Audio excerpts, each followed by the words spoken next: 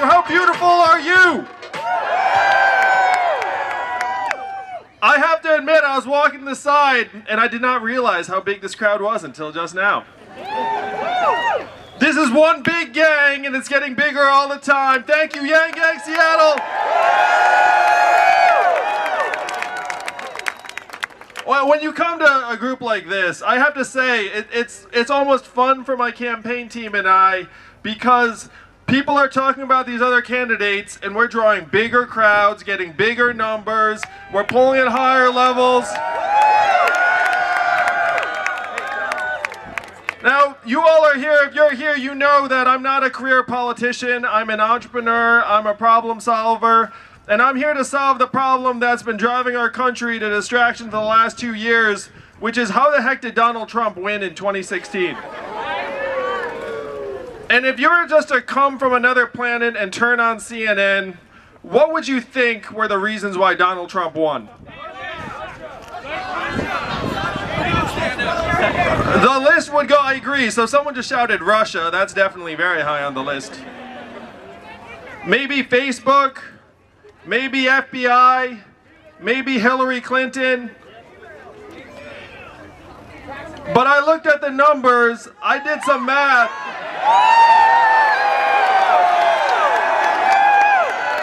And the reason why Donald Trump is our president today is that we automated away 4 million manufacturing jobs in Ohio, Michigan, Pennsylvania, Wisconsin, Missouri, Iowa, all the swing states that he needed to win. How many of you are from one of those states? Yeah, I knew it. And so if you're from those states, you know what I mean. And now, how many of you all work for Amazon or one of the tech companies out here? It's cool. Techies are a big part of the Yang Gang. And if you work in technology, you know that what we did to the manufacturing jobs, we will now do to the retail jobs, the call center jobs, the fast food jobs, the truck driving jobs, and also jobs like bookkeeping, accounting. I was an unhappy corporate attorney for 5 whole months, and I guarantee you can automate that job. We are in the 3rd inning of the greatest economic and technological transformation in the history of our country. It's called the 4th Industrial Revolution, and is already tearing us apart. Donald Trump is a symptom. He's not the disease. It is not immigrants that are causing these problems throughout our country and economy. It is technology. It is not immigrants. What do you think, Seattle? So this is what drove Donald Trump to win. And I looked at the numbers. There's actually a direct line up between the adoption of industrial robots in a district and the movement towards Donald Trump. You can actually trace the line district by district. So I had the research and I went to Washington, D.C., and I'm a pretty cool guy, so I can meet with fairly important people. And what do you think the folks in Washington, D.C. said to me when I said, hey guys, we're going through this massive transformation. It's already gotten Donald Trump in the White House and it's just going to get worse. What are we going to do? What do you think the folks in Washington, D.C. said to me when I said, what are we going to do? So the big responses I got were, number 1, we cannot talk about that.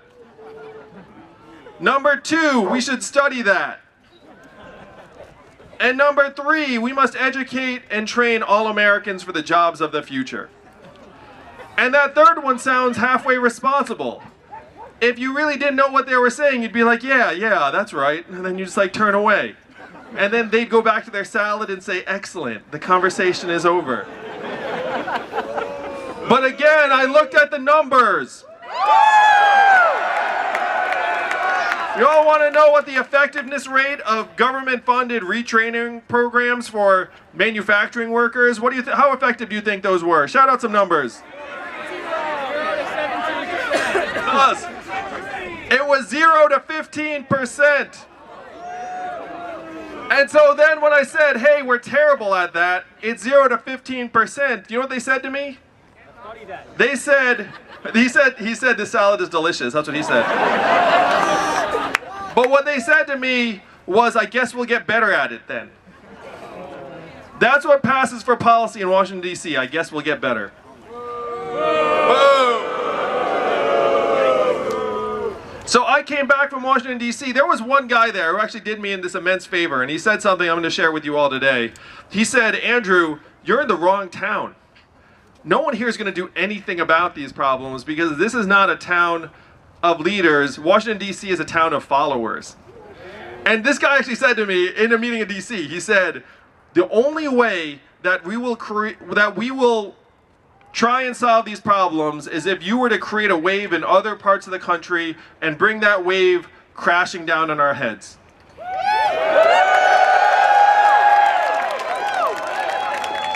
And what I said to him was, challenge fucking accepted.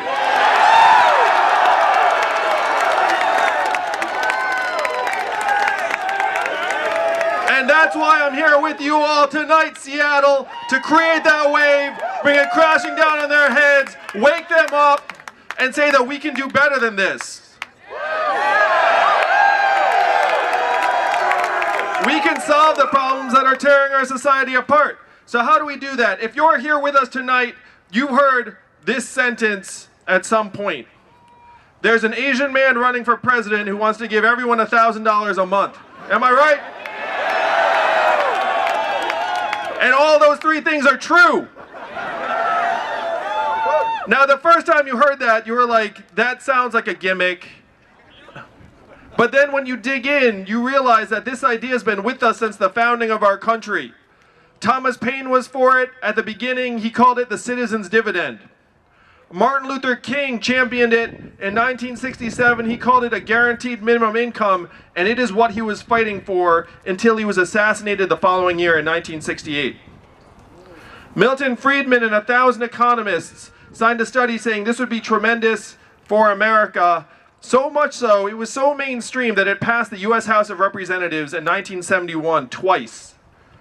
It almost became law. It came this close. And then 11 years later, one state did pass a dividend where now everyone in that state gets between $1,000 and $2,000 a year, no questions asked. And what state is that? Alaska! And how do they pay for it? Oil! And what is the oil of the 21st century? Technology! Marijuana, that's right, Seattle! Yo, you are right, it's technology. It's marijuana-related technology. Technology is the oil of the 21st century. What they're paying for in Alaska with oil money, we can pay for with technology throughout the country. Now, I know some of you work for Amazon. How much did Amazon pay in federal taxes last year? Zero! That's right. And you know those accountants were high-fiving, being like, we got it down to zero taxes again this year. Jeff's going to be so happy with us.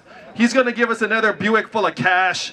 And then we're going to take that cash home to our mansions, throw it in the vault, and take a bath in it like Scrooge McDuck, like we do in all the good years. That's a great episode. Oh, it's a great Amazon's like this giant vacuum sucking up $20 billion in commerce every year out of our Main Street economies. Now, it is not Amazon's fault. Amazon's just really good at what it does. And it's not even Amazon's fault that they're paying zero in taxes. That's also their job. But it's our fault if they're paying zero in taxes. People look around, it's like, we must have messed up if we've designed a system where $1 trillion tech company can pay less in federal taxes than everyone here in this park tonight. So the Amazon employees are like, oh shit, is Jeff watching me right now? Should I cheer for this? It's cool, it's cool. Jeff's looking at some rocket to Mars right now. He's not paying attention to this park. He'll pay attention to it later when I'm in the White House.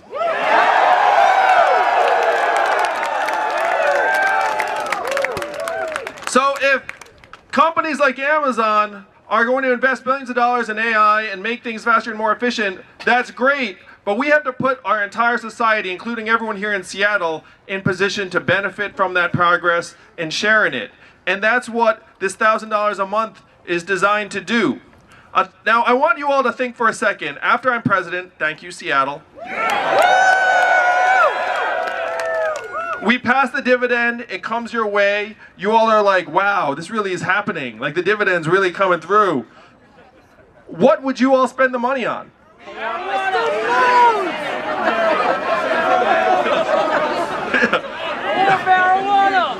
So the point is that you would spend the money on things that you want, and a lot of that money would stay right here in the economy and circulate over and over again.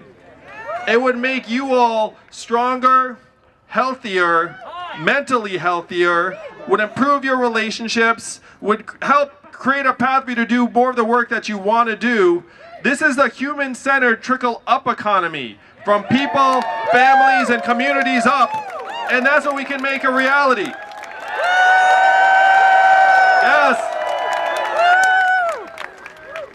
Yes, this $1,000 a month, again, as soon as you dig into it, you realize, wait a minute, like this would be tremendous for our society. It is one of the only meaningful things we can do in the face of the fourth industrial revolution, and there's nothing stopping a majority of citizens in a democracy from voting ourselves a dividend. Nothing at all. If 51% of us get together and say, hey, that makes a lot of sense, let's vote ourselves a dividend, then we will make it happen. And that is why we are building this movement tonight.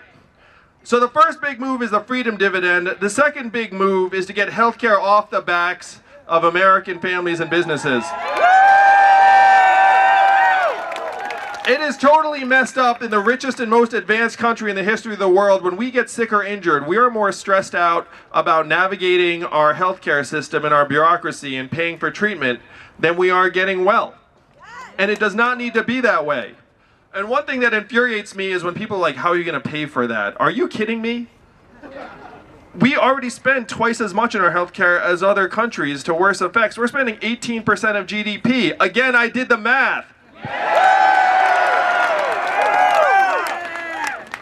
We can get the prices down, the access up, and improve our healthcare system and make it much more transparent and rational. I have a friend who's a healthcare investor. And she said to me, she said, Andrew, I've been looking at the numbers of these healthcare companies and I've never seen anything like it. I have never seen profiteering at this level. It is like, she said like it actually struck her as completely corrupt. And she went so far as to say she's going to short the stocks or bet against the stocks of those companies. And then she gave me a donation and she said, go clean that shit up. So that's what we have to do in the healthcare system. We have to straighten out our incentives. We have to make it so that right now our healthcare providers benefit more from revenue generating activity than they do something that would make us healthy. And if we get the incentives right, we can make it so that our healthcare system starts working for us.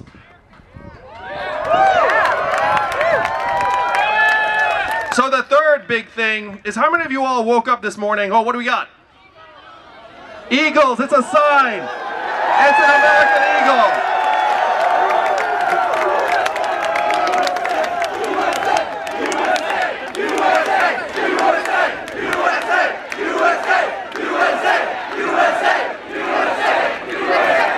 Oh, mighty eagle, come to my hand. Snatch this cap off of my head. So the third big move we have to make, how many of you were excited about GDP when you woke up this morning? How many of you were like, I'm going to make a big contribution today, I can feel it? So GDP is going up and up. Meanwhile, more and more Americans are getting left behind. How many of you knew that our life expectancy has declined for the last 3 years? Yeah, and why is that? Suicides and drug overdoses have both overtaken vehicle deaths as leading cause of death for the first time in American history. Do you all want to know the last time our life expectancy declined for 3 years in a row? The Spanish flu of 1918. That man's definitely a Yang gangster. Yeah, it's the Spanish flu. So what good is celebrating record high GDP when our people are dying younger? And right now, my wife is at home with our 2 boys, one of whom is autistic. What does her work get calculated at in GDP? 0. What is the market value her work at? 0. And we all know that's nonsense. We know that the work she's doing is more challenging and important and vital for our future than a lot of the other work that's going on. And this is one thing that the Freedom Dividend will do, and it does not balance the scales. But right now, there are millions of American women who are in exploitative or abusive jobs or relationships because they lack the economic means to improve their situations, and $1,000 a month would make a tremendous difference. Now, the Democratic Party talks all the time about empowering women, and I'm going to suggest that nothing would empower women more directly and effectively than putting $1,000 a month into their hands. We can either talk about empowering women or we can do something about it, and I say we do something about it.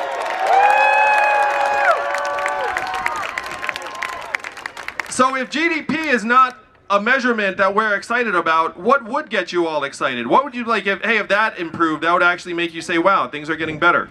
Median income! Andrew Yang in the White House, I appreciate that, thank you. So mental health and freedom from substance abuse.